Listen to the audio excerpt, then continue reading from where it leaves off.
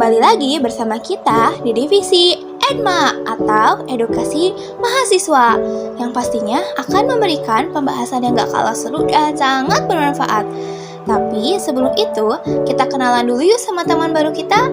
Namanya Edo dan Maya. Halo semuanya, namaku Edo. Di sini aku bersama Maya akan menjelaskan materi yang dibutuhkan oleh teman-teman. Hai teman-teman, aku Maya.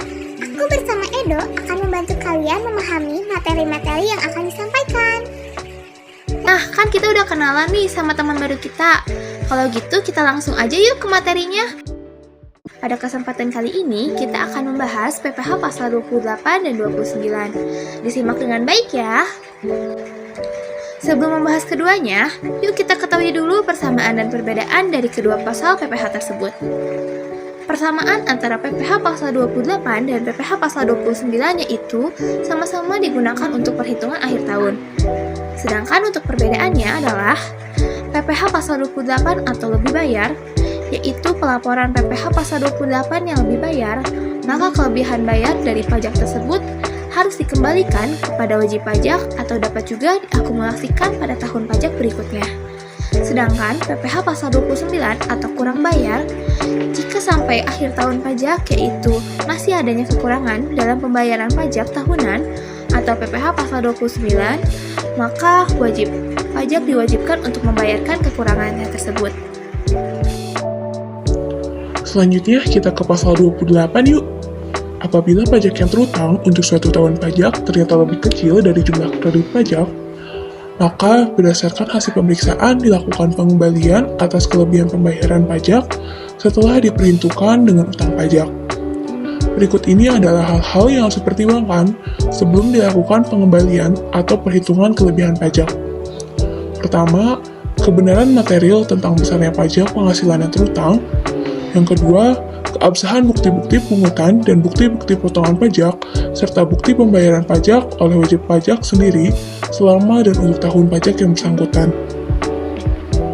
Apabila pajak yang terutang untuk suatu tahun pajak ternyata lebih besar daripada kredit pajak, maka kekurangan pembayaran pajak yang terutang harus dilunasi sebelum surat pemberitahuan tahunan pajak penghasilan yang disampaikan.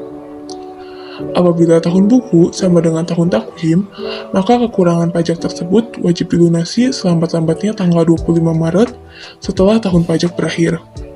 Sedangkan apabila tahun buku tidak sama dengan tahun takwim, misalnya dimulai tanggal 1 Juli sampai dengan 30 Juni, maka kekurangan pajak wajib dilunasi selambat-lambatnya tanggal 25 September. Jenis-jenis PPH pasal 28 yang dapat dikreditkan.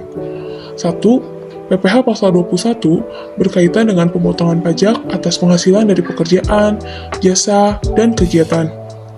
2. PPH pasal 22 berkaitan dengan pemungutan pajak atas penghasilan dari kegiatan di bidang impor atau kegiatan usaha di bidang lainnya.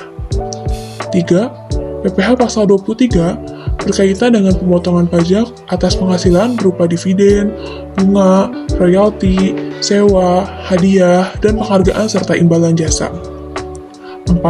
PPH pasal 24 berkaitan dengan pajak yang dibayar atau terutang atas penghasilan dari luar negeri yang boleh dikreditkan. 5. PPH pasal 25 berkaitan dengan pajak yang dibayarkan setiap bulan sebagai cicilan tahunan yang harus dibayar. Pembayaran dilakukan oleh wajib pajak sendiri. 6. PPH pasal 26 berkaitan dengan pemotongan pajak atas subjek pajak luar negeri, badan yang menjadi subjek pajak dalam negeri atau bentuk usaha tetap atau BUT. Nah, agar teman-teman lebih paham, di sini aku akan memberikan contoh soalnya. Penghasilan karena pajak Ibu Nunu tahun 2016 dianggap 200 juta.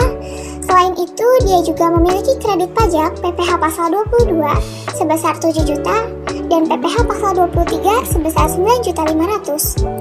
Ibu Nunu juga terdapat penyerahan barang kena pajak terhadap kementerian sebesar 10 juta. Berapakah kelebihan pembayaran pajak Ibu Nunu? Untuk menjawab penyelesaian contoh soal di atas, dijawab kredit pajak sama dengan PPH pasal 22 sama dengan 7 juta, PPH pasal 23 sama dengan 9.500.000, PPh pasal 22 sama dengan 1,5% dikali 1000 sama dengan 15 juta. Dikenakan 1,5% karena menurut pasal PPh 22 butir 2, 3, dan 4 pembelian barang yang dilakukan oleh DJBP, bendahara pemerintah, BUMN atau BUMD dikenakan tarif sebesar 1,5%. Jadi total kredit pajaknya sama dengan PPh pasal 22 ditambah PPh pasal 23 ditambah PPh pasal 22 sama dengan 7 juta ditambah 9.500.000 ditambah 15 juta sama dengan 31.500.000. Jadi PPh pasal 28 nya sama dengan PPh terutang dikurangi kredit pajak sama dengan 25 juta dikurangi 31.500.000 sama dengan minus 6.500.000. Pada perhitungan di atas, diketahui pajak penghasilan pasal 28 yaitu adanya kelebihan pembayaran pajak sebesar 6.500.000. Kita lanjut yuk ke pasal 29. Pajak penghasilan pasal 29 merupakan PPh kurang bayar yang diketahui pada saat melakukan serangkaian proses pelaporan SPT tahunan PPh. Subjek pajak PPh pasal 29. Karena pelaporan SPT tahunan PPh itu bisa dibilang akan dilakukan oleh setiap wajib pajak atau WP, maka pelaporan SPT pajak penghasilan yang menimbulkan kurang bayar sesuai ketentuan pajak penghasilan pasal 29. Maka subjek pajak ini bisa terjadi pada WP orang pribadi dan WP badan.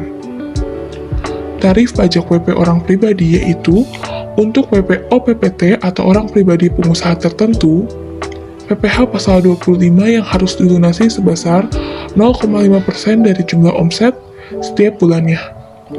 Sementara untuk PPh pasal 29 yang wajib dilunasi adalah selisih dari PPh terutang dan PPh pasal 25 yang sudah dilunasi. Sedangkan tarif pajak WP badan yang pertama bruto mencapai 4,8 miliar dikenakan tarif 0,5% dari seluruh pendapatan bruto. 2. Bruto mencapai lebih dari 50 miliar dikenakan tarif sebesar 22% dari laba bersih sebelum pajak. 3. Bruto lebih dari 4,8 miliar dan kurang dari 50 miliar, tarif pertama sebesar 11% untuk pendapatan bruto hingga 4,8 miliar. Tarif kedua sebesar 22% untuk pendapatan bruto yang tidak mencapai 4,8 miliar sampai 50 miliar. Ketentuan pembayaran WP pribadi.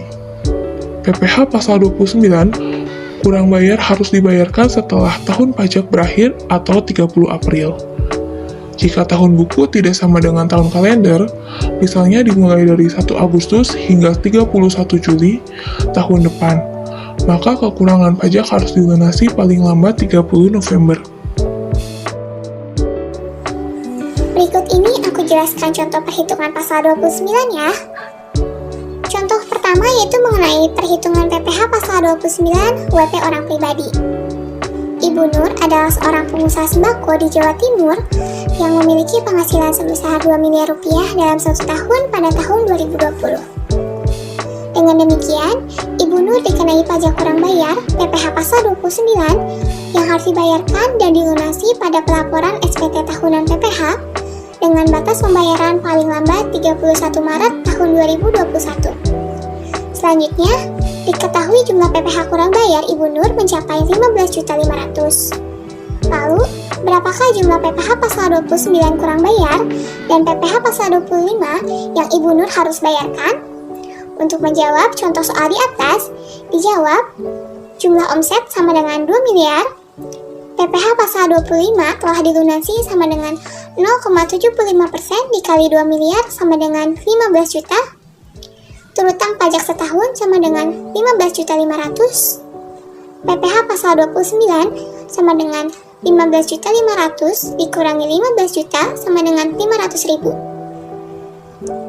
Maka, jumlah PPh pasal 29 kurang bayar dan PPh pasal 25 yang Ibu Nur harus bayarkan sebesar Rp500.000.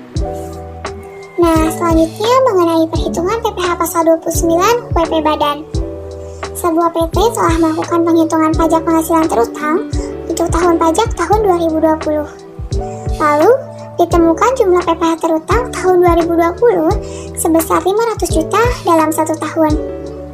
Namun, PT tersebut memiliki laba yang lebih besar pada tahun 2021 dan ditemukan jumlah pajak terutang tahun 2021 sebesar 700 juta setelah dihitung kembali. Dengan demikian, berapakah jumlah pajak PPh pasal 29 dan PPh pasal 25 yang harus dilunasi oleh PT tersebut?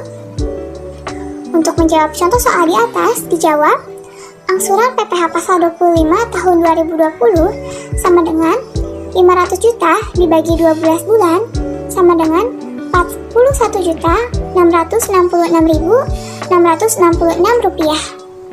PPh terutang tahun 2021 sama dengan 700 juta. PPh pasal 29 yang harus dilunasi sama dengan 700 juta dikurangi 500 juta sama dengan 200 juta.